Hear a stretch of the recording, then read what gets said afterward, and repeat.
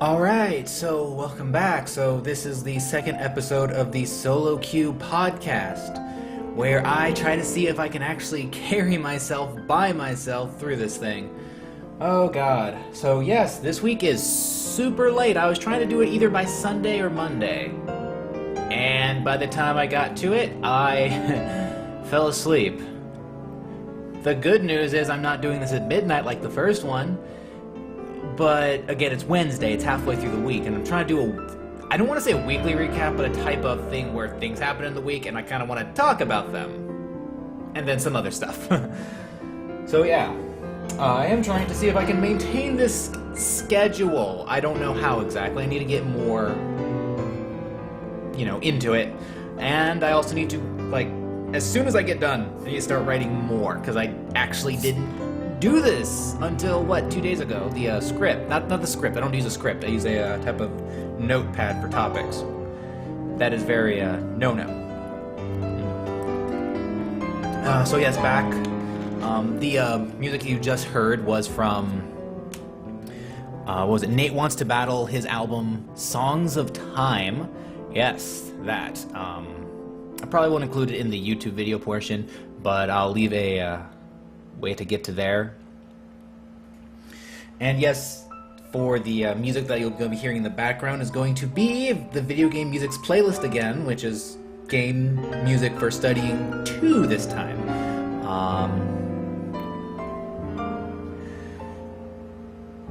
Okay, so I think I should just go into the first topic I was talking about. Well, Overwatch was released this week. It was actually done a little bit sooner. They said it was going to be on the 24th, but it was actually 4 p.m. on Monday. And on one hand, it was amazing because of how everybody just flocked to it. I think it was actually the second most streamed game. Very, very interesting. I think the only thing that beat out was CSGO. People very, very dedicated to CSGO. Can I blame them? But something that I found very interesting, apparently, according to metrics that they provided, that Overwatch was actually the largest open beta in, almost all open betas? That's pretty interesting, almost 10 million players who played, on average, 8 hours. I played 15, so, holy shit. I don't know if I mentioned this the last podcast, but that's still something I'm gonna probably bring up. Now for, I guess, what you can consider a little bit of the bad, so to speak. When it went live, it was about 20 minutes late when we could actually access it. It was supposed to be live at 4 o'clock Pacific time, but it ended up going until 4:20 or not 4:20 direct, 4:17, 4:19, before anyone could actually access. And people are like, just like Blizzard. But they got it going within 20 minutes, and with only some slight server issues for an hour or two after. No, actually, I think it was a couple, but still slow times, but not really that slow. I'd say, I don't know, I've seen someone said they're a big company, they should anticipate it. I'm pretty sure they anticipated it. I'm pretty sure they did anticipate it. They had 3 different platform releases, Battle.net, and then console, 2 consoles, right? I'm really starting to wonder if it's possible, if any company could have actually done it without a hitch, without having any issues. Because I don't know how servers work directly. I actually want to be able to make a server for myself just for God knows what reason. Just because I can. But I don't know how it works. I don't know if it's everything's bottlenecked, because I didn't play it on release date. Okay, the reason why is because I don't trust any company, no matter how big or small they are, to get it right the first time, because I don't know if it's humanly possible. Or humanly probable. Not possible, it's probably possible. But I think that's saying, even if it's 3 million people who most likely got on it all at once, yeah, pretty sure no matter what. Now, I'm not saying this to defend Blizzard, because I'm pretty sure everyone just kind of forgot about it, saying, oh, Blizzard. It's a release of a most anticipated game. okay? It happens probably to everybody. I don't know if it's the same thing to compare it to, like, say, when the optional podcast says, yeah, you know, something about a particular website, and then everyone goes to that website and they crash the website. I don't know if that's the same thing, but I feel like that's kind of in a similar vein to it, maybe? I don't know, maybe it's like how getting water to like an entire place, but there's only one pipe that provides the water, then it branches out. I don't know, it just seems like a clusterfuck that I don't think people really should, it seems very easy to criticize them. I'm just wondering, can anybody do it? With like 3 million players across several infrastructures. I don't know, as time goes on, the more I get into, you know, software engineering and how computing works, I'm like, I don't think that there was too much of an actual problem there, that 20 minutes. It's not, like, some things, it could last for days. If you notice the Blade and Soul, when it released, it had queue times upwards of 2 hours, maybe longer, for almost a week or longer. Yeah, they had to add more servers. Even the people who had subscriptions had to wait in some form of queue. So, yeah, it could have been worse. Now, mind you, I will say that still 20 minutes, probably not good, but at least it didn't last a couple of hours before anyone could even log on, or at least it wasn't kicking people. Because the stress test weekend was worse because I was actually getting kicked from games, or things had to re-instance a lot. So, I would say it's a successful launch. Sorry, that's just something that kind of really got to me. Yeah.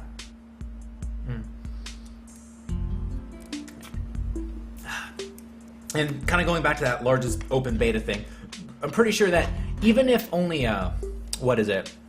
I don't want to say a third, but like 30% of the people who played in that even bought it, you know, so 3 million, that's a shit ton of people.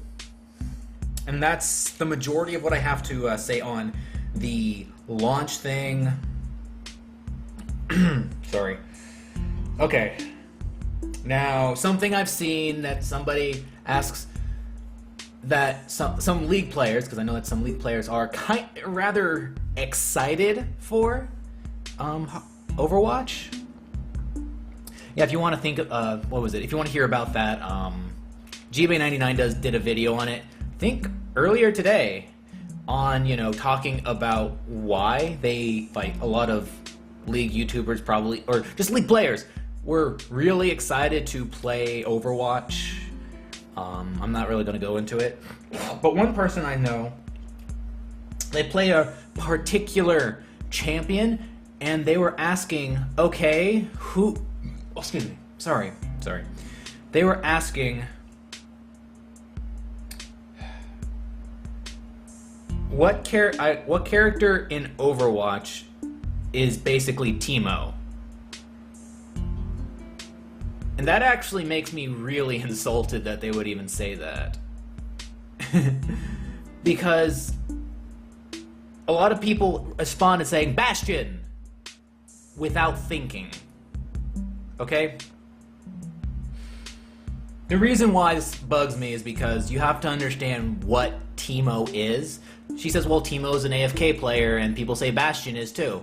No, okay? I've seen streamers, people who just kind of started playing, like, was it Noxious? He literally said, yeah, Bastion's not exactly overly broken, and he's only really good in certain cases. He is not an AFK player.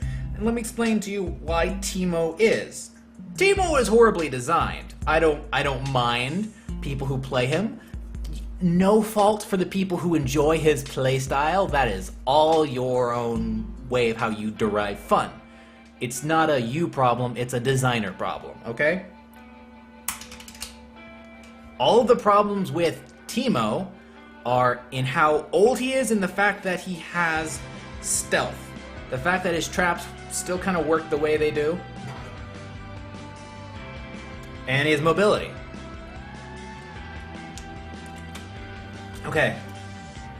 I just feel like stealth. I'm trying not to rip on Riot specifically. I'm just trying to kind of say why there's a problem with this design.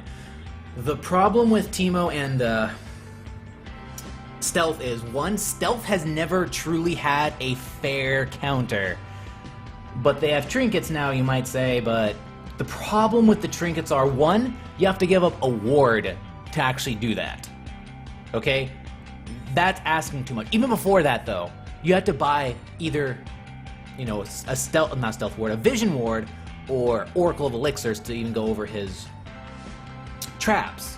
Like, his traps aren't technically broken, and I don't have a problem with them truly being stealth. It's just, the fact is, he can stealth on his passive. And he gets that pretty much for free. Yeah, he has to wait around, but there's not really much, negative to it.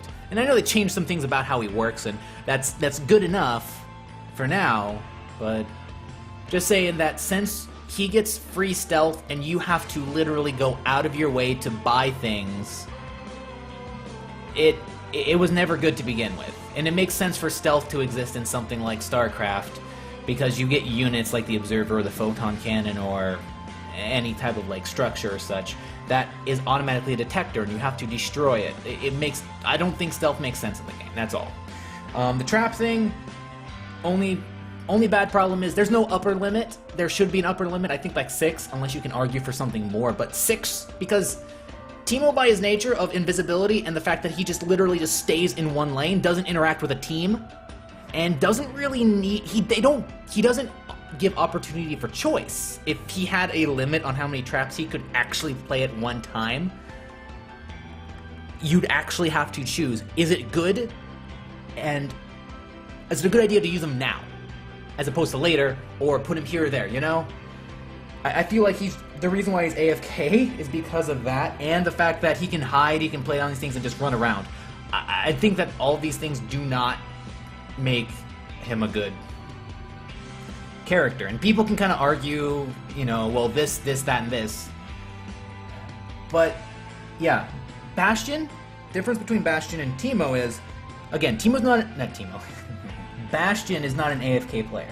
The reason why Bastion is not an AFK player is because, one, he's completely immobile when he's in his turret form. People just look at him and see how he just mows people down, but that's because they don't know how to deal with him.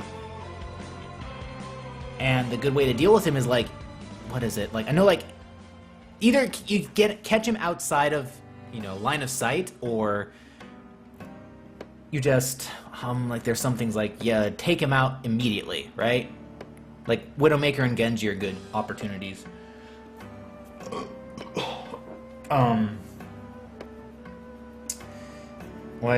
Okay, let's see. He needs a support team. Okay? Bastion actually is pretty vulnerable and kind of not totally fragile, but not exactly broken. He's one of those characters that is very difficult for new players to deal with, but once you know how to deal with him, I mean, he's not, terrible, but he's not broken, okay? He's not oh my god, super easy to deal with either, though. No, he's not so easy, no. Actually, he used to be, because Bastion used to have a frontal shield that, and I think a smaller health pool. So what happened was, that shield made it so that new players could never actually touch his health pool, but experienced players bypass everything and just instantly give him. So it was that thing where he's a noob slayer, but as soon as anyone competent knows how to deal with him, he is completely useless, which is bad. So they got rid of the shield and gave him armor. And actually, initially, they made his back exposed, so it deals triple damage to him, and then people exploit the fuck out of that, so they reduce it to just only double damage. And that's just it. You want a good counter? Widowmaker. Genji, again. Junkrat, technically. No, seriously, Junkrat, if you don't know about his passive, one, he doesn't need line of sight to kill him. But you can literally just be an idiot and just jump on top of him, get killed, and then his passive drops bombs. That kills him. There are a lot of ways, okay? If you're losing to a Bastion, there's probably two big reasons. One, either he has a wonderful support team of at least maybe 2 or 3 people that keep you back, or two, your team doesn't know how the hell to get around it. Or they're just not, bypassing the other team. There's a lot of reasons why, but those are the two main ones. because he's not impossible to deal with. People say, oh my god, Bastion. Trust me, it's the same thing with, like, it's all the same with the overpowered talk in other games. He's really not that bad. They're not the same. If anything, Teemo is more similar to Junkrat, if you think about it, because Junkrat does do a similar thing, even though he only lays down one trap.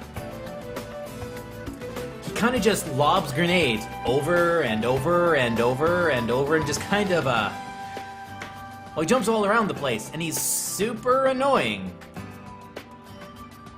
But again, there is no just AFK champion. Like, there's also some other champions that are just like that. Like, any champion that stays in one lane, or can stay in one lane, and has practically no legitimate team fight, they're bad. Okay? Because it doesn't go with the thing. Nope. Every character is made to fulfill a role in Overwatch. And League, actually, with some of the older characters, don't actually fulfill any sort of role. Kind of loosely fulfill a role. Or only have this quality, like Teemo is like, oh, he's a marksman. Not really. He's not really that. Yeah, I don't think he has the qualities of being a marksman except for the fact that he's ranged. That's it. Sorry, I just need to get that out because people only do surface comparisons saying, oh, this guy's annoying, so this must be the same thing. No, it's not the same. And still going on Overwatch. So something I noticed, and things that some people are talking about, are the microtransactions in the shop. Whoa, let's talk about microtransactions. Okay, so on one hand, I don't care as much to really get angry about this, but on the other hand, I do think it is worth talking about, because I do believe that on some level, a system, no matter what it's for, cosmetic or not, even if you can just obtain all of it anyways. Wait a second. Sorry. Cosmetic. That there really shouldn't be that kind of, you can kind of, pay extra money to get something. And that's what loot boxes are, right? You can't buy individual skins or anything individual like that, except for out of credits that you get from the loot boxes. But I don't know. I mean, on one hand, I still do believe that, yeah, it shouldn't be in the game, and I'm not going to necessarily give Overwatch a free pass because it's Overwatch. But at the same time, I know I'm not going to do it. The main reason why I don't plan to buy any loot crates, some people say, like, well, you should at least buy 50 at least once. I don't believe that. And for one big reason. If people can buy, like, a crap ton, like 100, 200, 300 loot boxes, they're not loot crates, they're boxes. They're called boxes, call them boxes, damn it. I'm sorry. They call them loot boxes in the game, call them what the game calls them. They're not worth money. They legitimately are not worth money. Like, card packs, maybe. Totally. But, in like Hearthstone, but loot boxes, you get those every time you level up. Okay? And it's a reason that gives me a reason to want to level up. Not just to play the game, but also to level myself up.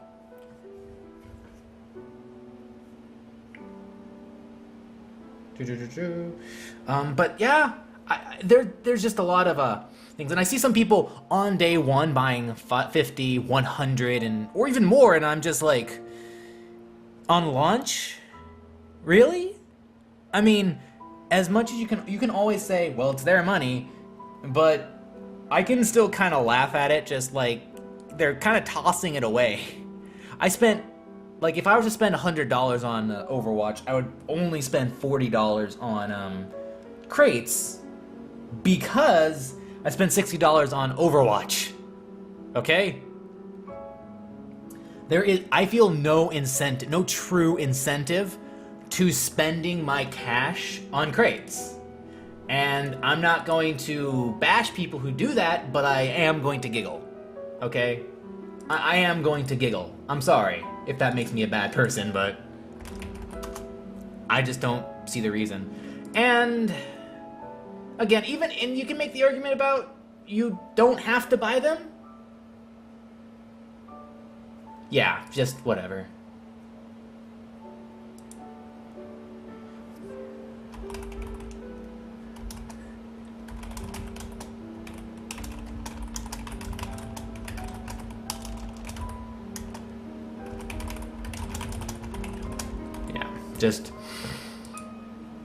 It's pretty much all I have to say about that. I don't really give it a free pass. I don't agree with it, but I'm not really going to give a shit to tell people to not do anything about it. That's their business. I'm not going to waste my money on it.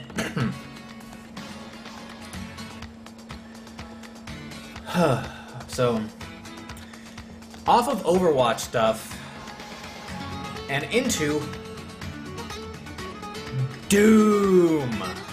Yes. Okay. So, here's the cool thing about Doom. It's one of those, let's take an old franchise, you know, we've been wanting that 4th installment or whatever for a long while, and we use the new things of today for it, but it's actually good. Oh my god. I haven't gotten to play it yet, and I'm probably going to play it soon. Hopefully after this. But from everything I've seen, the main, you know, the Doom guy, I guess he was dead and he comes back. I don't know. But all I know is he has this disdain for demons, and everything is literally rip and tear, and it looks cathartic. It doesn't look like a return to form, but like, this is distilled down what Doom is. No bullshit, just this is what Doom is. Killing demons and, you know, just...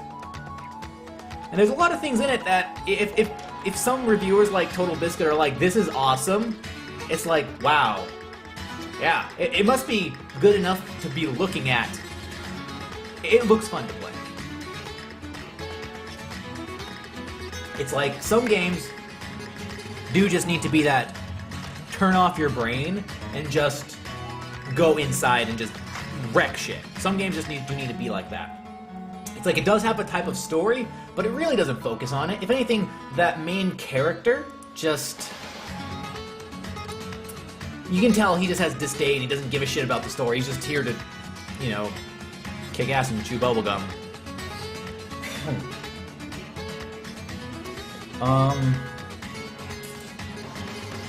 Let's see. I think it was a $60 title, right? And it's on Steam? Actually, I think it's on multiple things. But I know it's on Steam, for sure.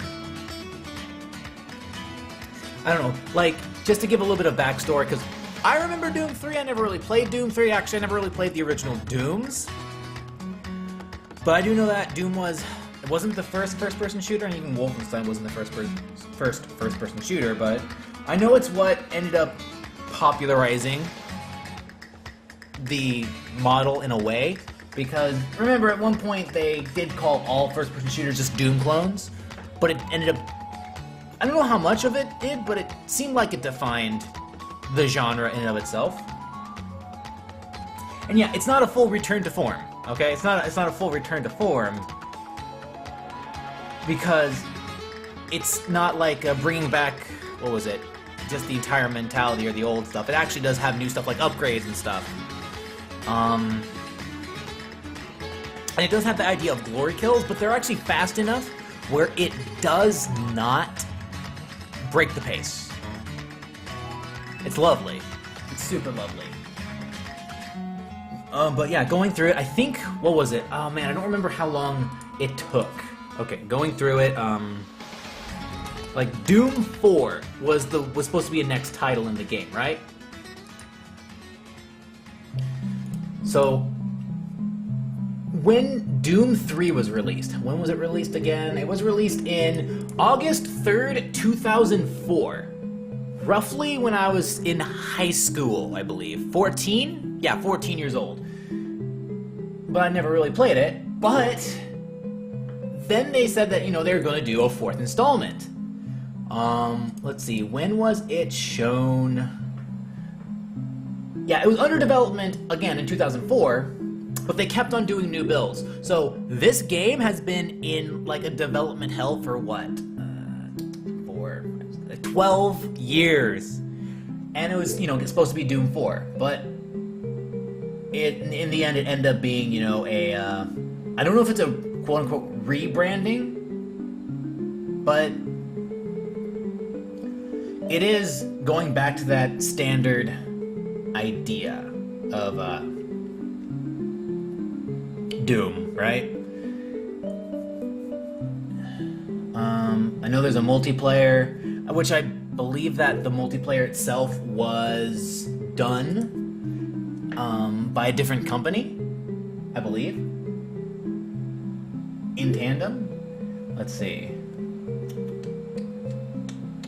I know the publisher was Bethesda Studios, and id Software again was the creators.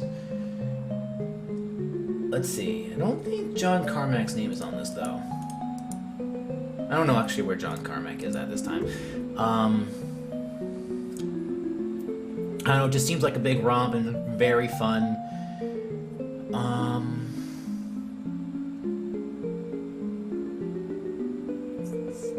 So I'm just like kind of reading this and saying that every game has a soul, every game has a spirit. When you play Rage, you got the spirit, and Doom 4 did not have the spirit, didn't have a soul, didn't have... Okay, so I guess I was talking about Doom 4 and its development hell.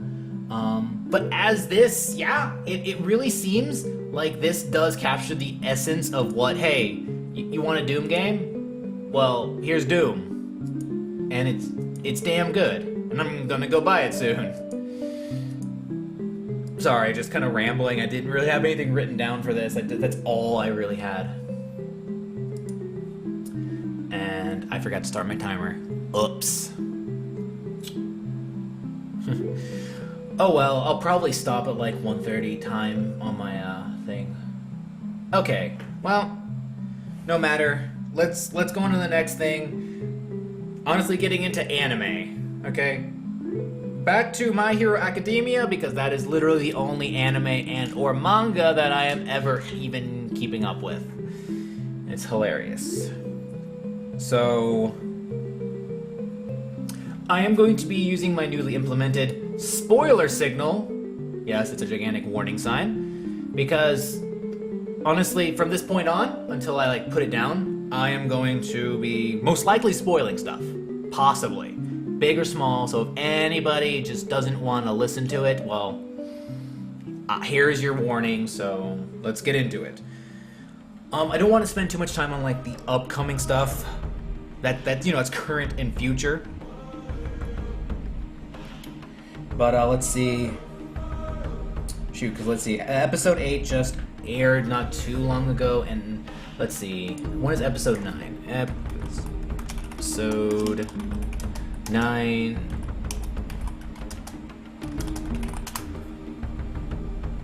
Excuse me. So let's see. It is in roughly 3 days, so... Like, was it? No, yeah, Sunday. Sorry, I'm silly. It's always like Sundays. So it's always going to be like on a Sunday. So what we just kind of got done with was, let's see, the past couple episodes, they had a type of hero combat training. And what ended up happening is Izuku beat Bakugo, as foretold, but what also ended up happening, even though they won, it was kind of pointed out that, yeah, the one who did probably the best was Ida. And I see a lot of people who are like talking about it, saying they don't really agree with that. And I'm thinking, honestly, everything, even what Okacho did with the Comet Home Run Smash thing, anything they did really just put everything in peril if that was an actual nuclear warhead. So... just some food for thought. Even though he didn't really stand around by default, he did pretty much the best out of everybody there. So yeah, but for 8, it didn't have much, any real action. It did show some of the other, students going through the same a type of a training, but it didn't, stay too long on that. Because after that, it shows that there was a lot of character growth for, I believe, Izuku and Bakugo. There's some other things I liked about it, but I don't really want to get into all of it because I'm not trying to review the entire thing. The manga itself is super interesting because, oh my god, like, the where they're at in the manga right now. If you don't want to know about manga, so here's another kind of like warning for people who don't want to even read the manga. What happens is, the villain alliance have, kidnapped Bakugo and Izuku and Ida. Oh man, some of the other characters I can't remember. I know there's Momo, the girl who can create stuff from her own body. And the guy who hardens, and let's see. Shit, I'm trying to remember everybody who went there. But anyways, they were trying to, do a stealth mission to rescue Bakugo, right? Except that Ida and Momo were there strictly to say that if any confrontation or any combat was to go down, that they would pull them out. And they were, completely, intent on that.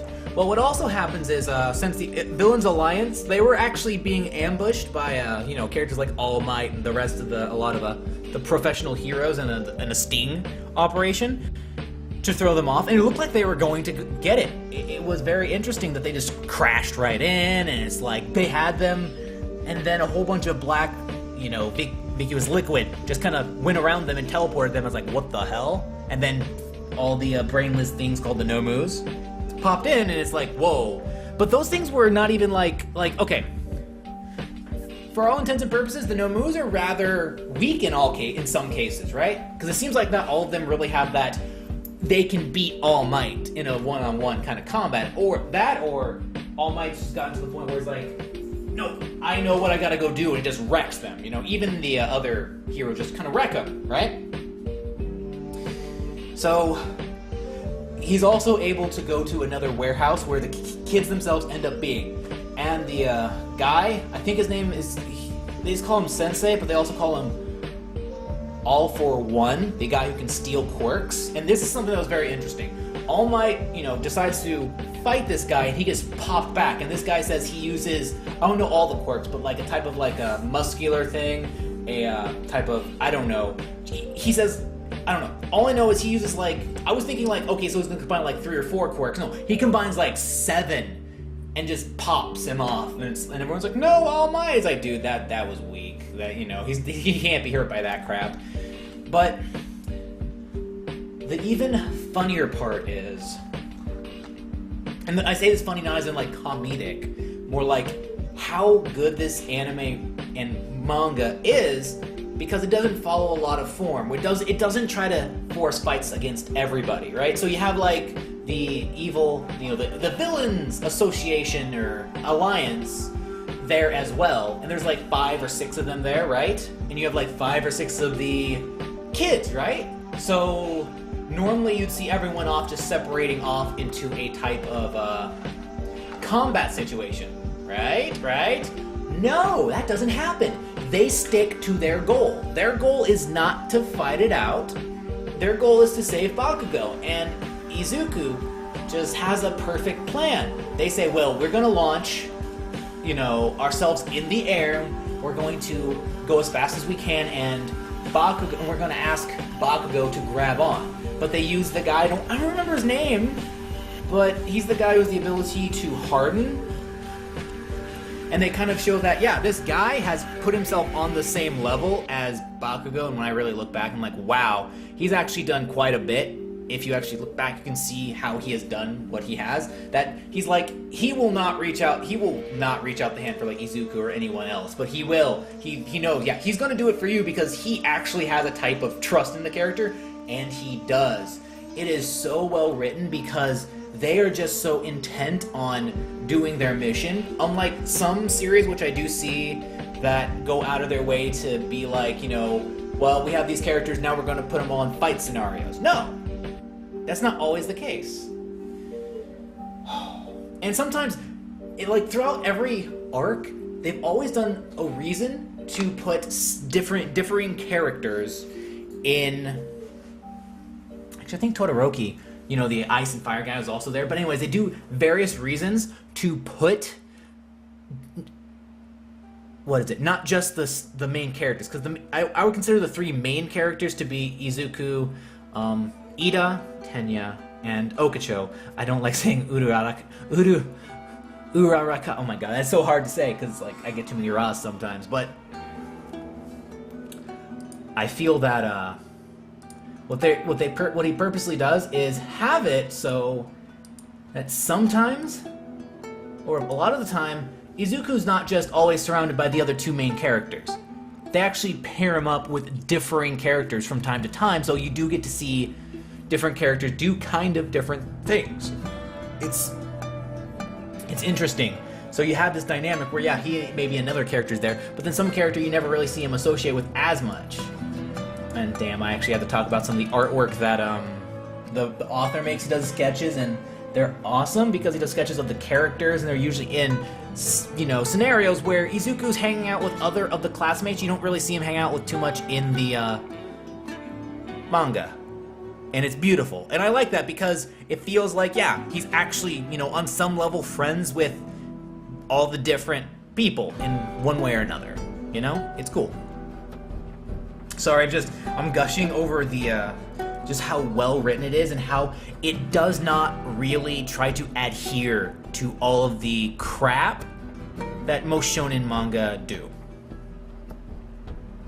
And shonen, I'm gonna say, is not it's a demographic, not a genre, but we just call it shonen because it's an easy identifier. And on a quick note, Bakugo, people were thinking, oh, he's a Sasuke character. You know, he wants power, right? No, he wants to be awesome. He wants to be good. He wants to win. So that means he wants power. But still, he shows that, yeah, he's not gonna betray them to the villain side. Like, people saw, like, man, he's more like a villain, so maybe he's gonna be a villain later. No, he's completely intent. He's already seen All Might be awesome. He's like, dude, the villains don't win. I don't want to be a villain. All Might's already sold me on the awesomeness of how it is to be a hero. I don't even want to get into all of that, but yeah, so let's just say both he and Izuku admire All Might for 2 different sides of the spectrum. Enough about that. I kind of wanted to get into the main character, Izuku. He is a really good protagonist, and I feel like he's one of the ways how you should make a protagonist of his type. Now, he's not the best kind of protagonist. Some of the ones that I think that are super interesting are in a particular vein, right? I know that there are a couple of archetypes that are literally just the initial characters, but I don't know, like, more than 2. I think there's 3 or 4, but I'm just gonna go with the main 2 that a lot of people know. That's the Goku, and that's the Yusuke Urameshi. Okay? The Goku is the guy who, no matter what, he does just enjoy battling, and he also enjoys eating a lot. Yes, let's just think Luffy with that one, right? And Naruto has a little bit in there too, right? But more a little bit about that later. Well, let's go one more step into Yusuke Urameshi. I like Yusuke Urameshi because he's a punk ass, alright? He's a guy, he's a kid who has his own hang-ups and stuff and has a reason for disliking the world, but at heart, he's a pretty good dude. He has a heart of gold, alright? You know, he has a hard exterior because of things in his life and yada yada yada, but deep down he's a good dude. He just has to deal with some of the bullshit of being a kid. And kind of going to just talking about other protagonists that kind of inherited to these characters. Again, like, let's say Goku did sort of get into like Luffy, but I'm not really going to talk too much about Luffy because he doesn't really apply here. But Naruto does, because he does have that eating thing, but he's not that fight-hungry kind of character, so he's kind of different. Naruto's the underdog. Ichigo Kurosaki is more like Yusuke Urameshi, except little difference. Ichigo isn't as much of a punk ass, right? He is a kid who gets into fights, and I believe there is a part of him that really does just enjoy fighting, as kind of stated by characters like Zaraki Tempachi. Tempachi Zaraki. I get those names always. I always get those reversed. But I like that style because Ichigo, at least initially, was super interesting as a character because he always carried a frown on his face because of issues that happened in his past, but he's, you know, kind of beaten up, or at least people picked on him because he has orange or red hair, and people think he bleaches it, so at one point he just, you know, he beats people up, right? So he has to, but the people think he's a delinquent, and in order to show them up, he, unlike Urameshi, which says, oh yeah, he only got like a 12 on, you know, an examination. Well, Ichigo actually gets like, what, 4th, 5th, 6th, top 10 of the class. Because he's like, yeah, you know what, these guys think I'm a punk-ass bitch. Well, I kind of have to prove them wrong, yo. Which is funny. Going back to Naruto, right? Naruto is that, again, that underdog character. That character who really can't do as much right, who no one has really any faith in him, but has big aspirations. This, I feel, is the inspiration for Izuku in One Direction. Because, let's be honest, the mangaka is inspired directly by Naruto. He is. Okay, people say, why you compare it to Naruto? There are a fair amount of parallels between some characters, okay?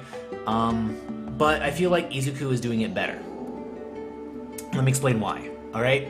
So, I don't know how things are run on the manga and how the, publishing works, but there are two big faults in Naruto's character, okay?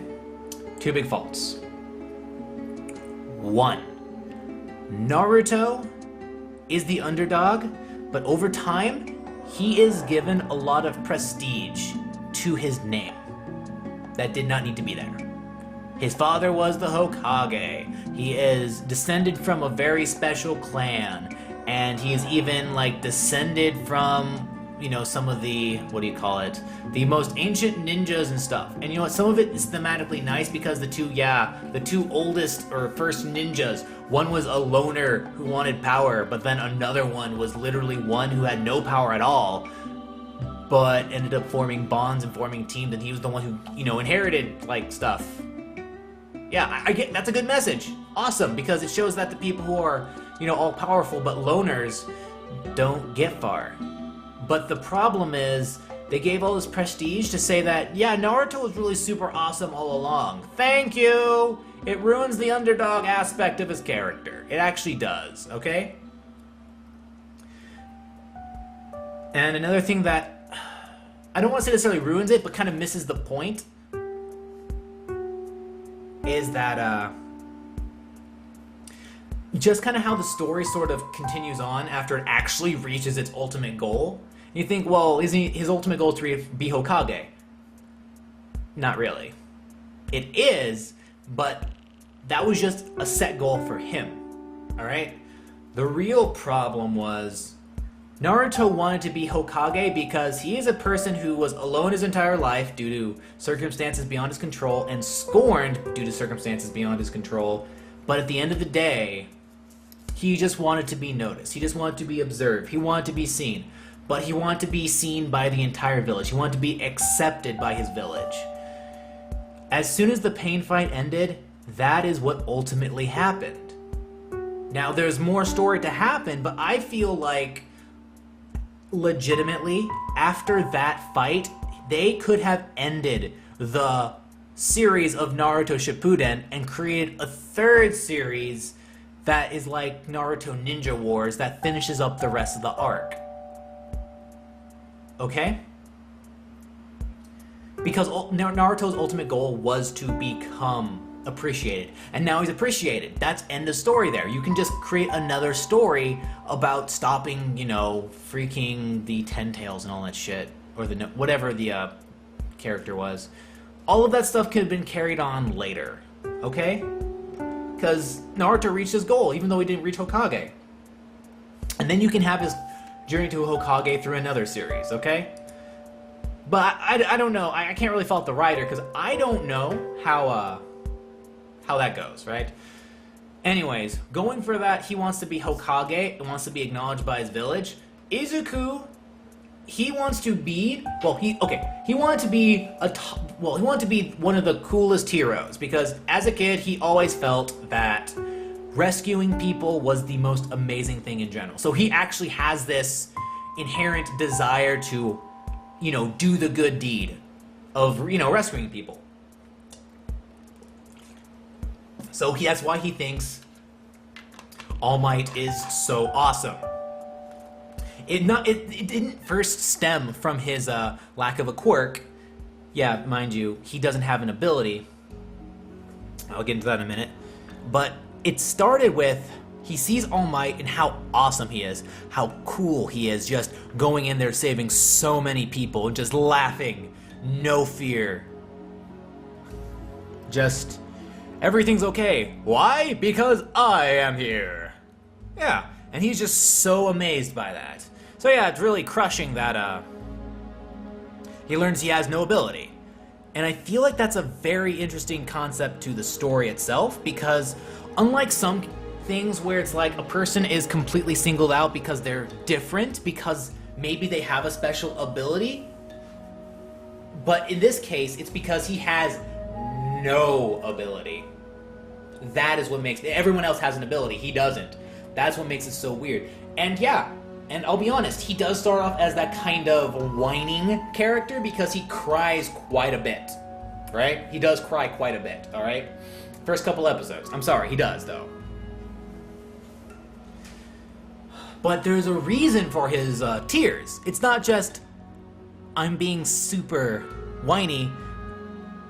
It's because, let's be honest, he is not like anybody else. That everyone just literally pretty much almost ostracizes him just because he has no ability. They mock him, they ridicule him, everything. He has every right to be like, he wants to be like All Might, and he wants so badly someone to tell him, your dream can be a reality, but no one would do that when he was a kid. So yeah, there are reasons why he's just sad, okay? But he still carries on. He still carries on. He still is a very big fan of heroes, and through that, desire, through that dream that he wants to do, that he, ignores reality, the reality of the situation, that without a quirk, he would be torn to pieces. He still observes every hero he can, everyone he thinks awesome, because Izuku is also a character who respects power. Bakugo is an asshole. Now, he doesn't respect power, he respects confidence and strength to do what they're doing, right? That's why he respects Bakugo. Even though he's an asshole, he's, confident. But going off to the idea of the protagonist and the whiny nature. I didn't even notice this was a thing that was happening, but apparently recently, because I haven't really fucking kept up with manga, main characters have been getting pretty in a, weakling kind of whiny kind of nature, where they're like, unless shit is strictly hitting the fan or someone's about to die, that's when they go into their all badassery mode. I'll be honest, that's kind of shit, okay? That once you start hitting that badassery mode, you should be gradually growing, not like, oh, come on, whine, cowering and whimpering and stuff. Izuku at one point, he does develop out of that crying behavior a little fast, kind of fast. I don't know how fast it is exactly, because there are times where he does tear up, but it is more used for comedic effect later, instead of just emotional effect. And it's not out of fear. It's not out of fear or timidness. It's out of happiness, more or less. But yeah, Izuku, he literally jumps, and this is a big defining characteristic for him. He jumps into the fray of a villain attack when Bakugo is being abducted and going to be assimilated, I guess, and fires everywhere. People are like, all the heroes could have done something, maybe, but they're like, big guy punches him, can't get a grip, like, oh my god, I can't touch him, only if I could knock him away, but I can't. Kungi Woods, he's like, he can't do anything, right? He says he can't do anything because, there's fire everywhere, and I understand that. So, but the truth is, aside from Backdraft, who was saying he's keeping the fire all under control, he has a good reason. And oh my god, Mount Lady, she wasn't in the original manga, but she was in the manga. She just wasn't in that scene in the manga, and they just wrote a stupid ass reason why she wouldn't go in there. I must have 2 lanes. What the fuck, guys? What the fuck, guys? But yeah, all these guys, they are saying like, sorry, we'll have to leave this to someone who is more capable of taking control of this. Instead of really putting their lives on the line and grouping up and saying, trying their best, they give up before they really try to do anything. And I understand the reasons why, but they're not really acting as heroic as they should, right? Saying, well, it's too hard, it's not really that possible. Izuku without a quirk, as soon as he sees, like, he notices that, because I don't even want to set everything up, but yeah, he meets All Might, he captures this guy who tries to kill him, or consume him, whatever the fuck happens, and he's the reason why he drops him. He's like, oh shit, right? And All Might has a sort of timer, how long he can actually be, able to do superhero stuff. And because and the time is out, right? So he feels he can't step in. Izuku at one point is like saying it's my fault, but the most defining characteristic of Izuku is that he sees Bakugo, and in one image, he is saying, no, we have to wait for someone to be there, right? But just in one glimpse of a moment, he just takes off running without thinking. And I want to go in this in like a video which kind of explains Izuku's character a lot better, but he literally just takes off running. He doesn't know what he's doing, but without skipping a hitch. He's always been a resourceful character that thinks on his feet, even though his feet started moving. He throws his backpack, he gives him a couple of extra seconds of air, and he just starts clamoring. And the most defining moment, which also another thing that makes him one of the greatest characters I've seen thus far, is because he takes other characters and makes them act. Okay? He says that he doesn't know why, but he says in his mind, going through it, there are many reasons. Like, it's all his fault. You might as well give up. People ridiculing him, people saying they're sorry, that there's probably many reasons why. But the one reason at that moment he knew was it looked like Bakugo was asking for help. And this made All Might realize, because he was just so caught up in not being restricted, not going beyond his time limit. And he's like, no, I'm pathetic. He was saying he's pathetic the entire time, but then he realizes that, no. I wasn't even doing what I was supposed to. So yeah, the guy almost, smacks Izuku down, but then All Might ends up, turning, because, oh man, there's too much to explain, because you have to actually watch it, but let's just say he intervenes, right? And he even says that, even after I told, he, chewed him out, like, I wasn't even doing what I was, I wasn't practicing what I preach. And then he just, says that professionals are always putting their life on the line. Because before, he tells him he can't just say, I'm sorry, I can't just tell you that, anybody can be a hero, because without a quirk, you're going to be ripped apart, But what ends up happening is he then just goes into action and then saves the kid, right? Saves Bakugo. That is super defining, because afterwards he does say that, Izuku can be a hero because he is worthy of inheriting his power. That's other stuff. But that's the whole thing. He made All Might realize that he was so caught up in just, saying, I can only be a hero for like 3 hours in one day, that not going beyond that. And so letting those things just go on because, oh, my time limit's up. It's an overexertion. He realized, fuck, without Izuku interrupting him, he probably would have been going down the path of just You know, like other heroes, just not going as far as they should be. And it's very interesting because, again, Izuku makes true impact. Because, you know, then other things happen, and he does drive other characters to grow as the time goes on. And again, he also, you know, like, first couple of times he does things because, you know, people are in danger and he has to go save them, right? He's like, damn, I have to go save them. But in the end, he also has to be saved himself because his power sort of breaks him. Another thing I like that they did with the character is he does not, like, inherit an ability immediately, and he doesn't have immediate control over it. Like, there are so many things that I don't like when characters have, like, immediate control, like, oh man, they're so awesome at their ability. Give me some growth. He legitimately is, for most intents and purposes, quirkless. Still. Or if he uses his quirk, he might end up killing somebody. He has to be resourceful with it. That's the truth. And it's just so interesting because, again, he's like that whiny character, but he's also that underdog. And I do feel like, because he doesn't always win every single thing he sets out to do, right? He isn't like the automatic victor, or he doesn't do everything flawlessly. And I love that. He does have to work for his things. I like that. Sorry, just,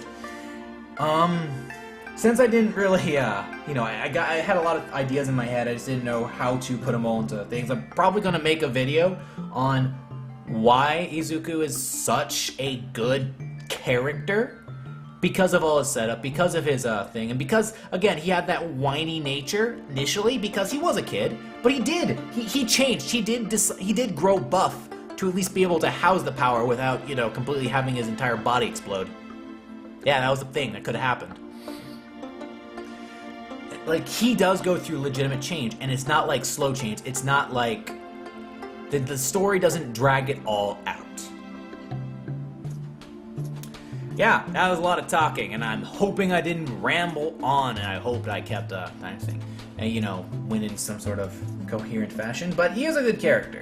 There are a lot of good characters. And I don't want to take too much more time talking about any other characters. There are some characters I like, but it's good. I would definitely suggest watching it. Let's get that spoiler signal out. All right. So I'm going to be calling it quits here soon. Just a couple of things I want to go over. So as for my channel, yeah, still trying to... Okay, I haven't been working on the Hearthstone videos. I'm going to have to retool them to be afterthoughts of after the release of, you know, the Whispers of the Old Gods, okay? I should be working on that, okay? And I hope to get that done before May. If not, then at the beginning of June, okay? I do have an accelerated school schedule, so I have to also worry about that a lot. I do want to get back on track, though, with things like streaming and doing more YouTube content. I definitely have to start, like, writing down some form of schedule. This podcast, I want to keep on doing it, again, like, every Friday or Sunday, when I, like, finish all of my work for the class every week, and just, you know, do it, like, in the morning. I want, if anything, this should be probably a morning podcast, personally speaking. But I want to be able to do it, and I want to do it consistently, and I want to be, you know, writing down things, have more topics than just so many, and talk about only Overwatch, and kind of throw in some things about League of Legends, where unfortunately it sounds like I'm ripping on the game. Trust me, there is good to the game, there's just a lot of faults to it, but I don't want to rip on it, alright? I don't want to rip strictly on the game, because that's stupid. Oh. There is one thing I do want to start doing, though. I do want to start doing some things that is aimed towards my career. But what I mean is, like, I want to learn a language, programming language. I want to make a server, but a server, not like, oh, I want to make a game and I want to open a server. No, I mean, I want to legitimately make a server and do something with it. But the first thing that's really on my mind, Minecraft using redstone. For anyone who doesn't know, if you have something that's 2 states, you can create a type of computer. You can create stored memory with it. Redstone has 2 states, on and off.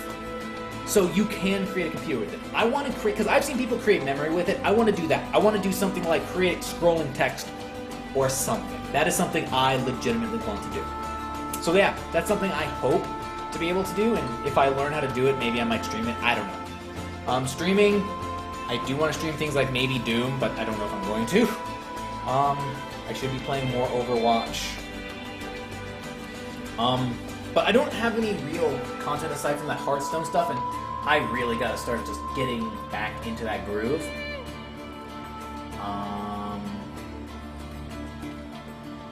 See, that's all I really had. So yes, that was sorry, just gonna wrap this up. So yeah, all the music again today was from video game music playlists. This one today was, let's see, yeah, it was still game music for studying too. Very, soothing, very nice music. And again, the first set of songs before here was Songs of Time, done by Nate Wants to Battle. I can do another one of his songs, not directly that one, but I would definitely say buy the album because it's legitimately, it's wonderful music, right? What it is, it's taking, I believe, Ocarina of Time music, putting lyrics to it, and I swear to God, it sounds like in-game, the characters in-game singing to like Link and such. That's what makes it wonderful. It's something that you don't hear a whole lot of. You hear a lot more parody stuff, nothing wrong with parody. Weird Al made his entire career off of parody. I'm just saying that this is something that's very awesome. He has like 800,000 subscribers, so he's probably known, but anybody else who hasn't known about him, probably gonna get like a link in the description somewhere or someplace to say, hey, here's his album, and hey, here's his channel. Go check him out. With all that said, that is the end of the soloQue podcast. I do hope that this was better than the first one. Fortunately for the timeline, it was horrible. Again, Wednesday night. The good news is I didn't go into Thursday morning. But with that said, I will hopefully see you guys on Sunday. If not that, Monday. But I am going to try keeping a more concrete schedule.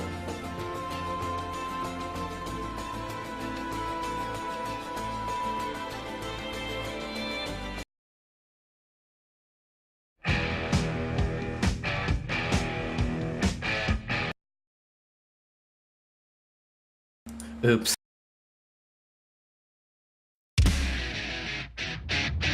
You see the sunrise, a new day's upon you. You bite your nails and your knees start to tremble. The time is upon you to show them what you can do, and soon they will know that